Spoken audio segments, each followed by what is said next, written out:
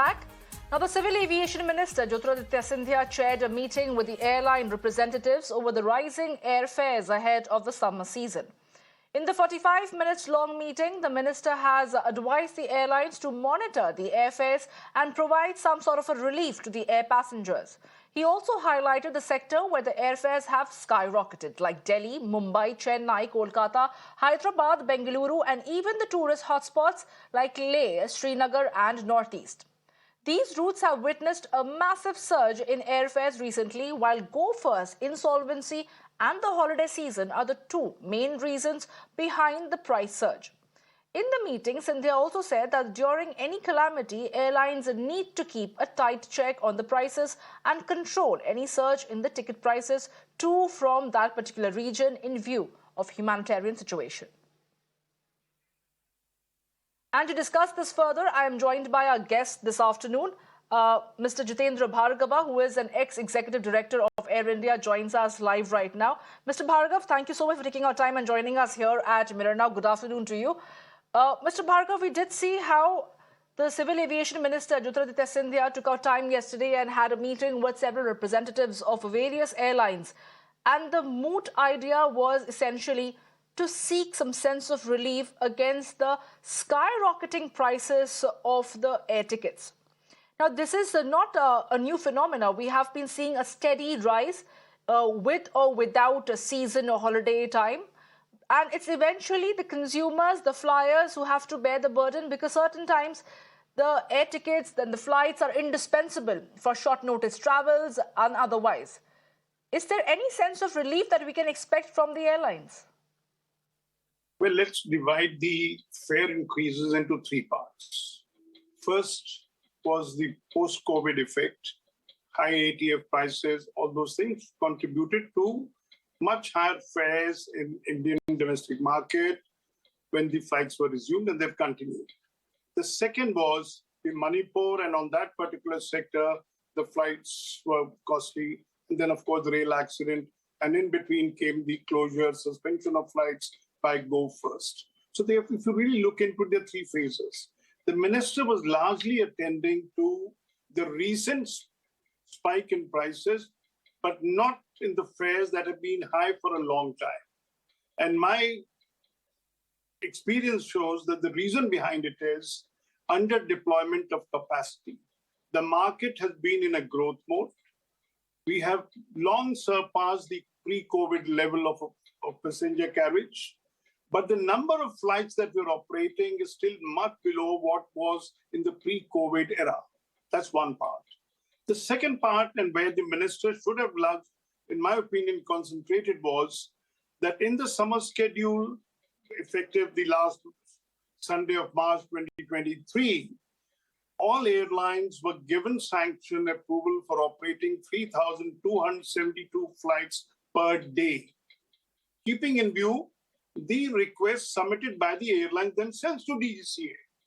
But what we are witnessing today is that no more than 2,800 to 2,850 flights are being operated, which means there's a deficit of over 300 flights there. And once you have scarcity of seats, there is naturally going to be scramble for getting a seat on an aircraft, to get higher load factors. And once the loads translate into higher load factors, the fares go up remarkably. And this is because the model that airlines follow, which is a global model, in other words, is a revenue model which is in a bucket system, as the minister referred to the RBD, that you look at it and you say, I'm starting off and there's 30% of the seats filled, I'm going to be charging X fare. When another 20% get filled up, there's another higher fare. Then it keeps going up. And all airlines have been registering 90% plus. And the very interesting part, which I must share with you, is that if I look up the April data, the compliance as per the committed number of flights that an airline was supposed to operate, lower the compliance, higher is the seat factor achieved by an airline. SpiceJet, for example, complied with only 53% of the committed number of flights, but recorded 92% load factor, clearly indicating that there's a correlation between the capacity that you deploy and the load factors that you achieve. And if you get load factors, higher load factors at higher level of fares, you naturally don't need to put in full capacity. And that's where, in my opinion, the minister should have concentrated, force the airlines to operate at least the number of flights that they had committed. But Mr. Bhargav, like you're mentioning that under deployment of capacity is one major area of concern.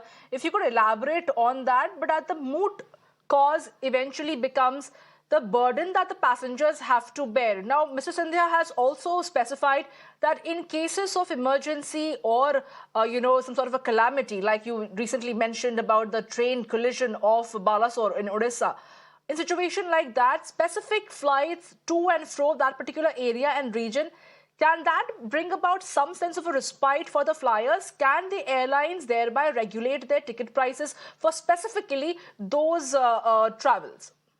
Okay, let me divide it into two parts. What you said here. When you start fleecing passengers out of a misery that has taken place, it is exploitation. Airlines have exhibited lack of humane touch that, look, I've got a situation here, let me exploit it and charge as much fare as I can. Instead of following what should have been done is to say, look, there will be an increased demand because of the rail accident or because of the clashes in Manipur. Therefore, I need to put in more capacity there. You are not taking the second option, but taking the first option of exploiting the market. That's the first part. You asked me a question as a follow-up to what I had said earlier. You see, the market dynamics are very clear. It's a supply and demand game. That if you have less capacity in the market and there is more demand, the fares will go up.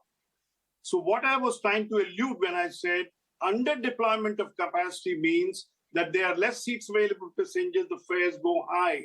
And I've been a very strong advocate that government has no business to be meddling in fares. They should be determined by the market. But what is in government control is that if the airlines have committed to operate a certain number of flights as per their own will, they've committed and got DGCA approval, why are they not operating that many flights? Now, this is something that the government should have concentrated, because the moment you put into the inventory 300 more flights per day, the fares are bound to cool down, calm down.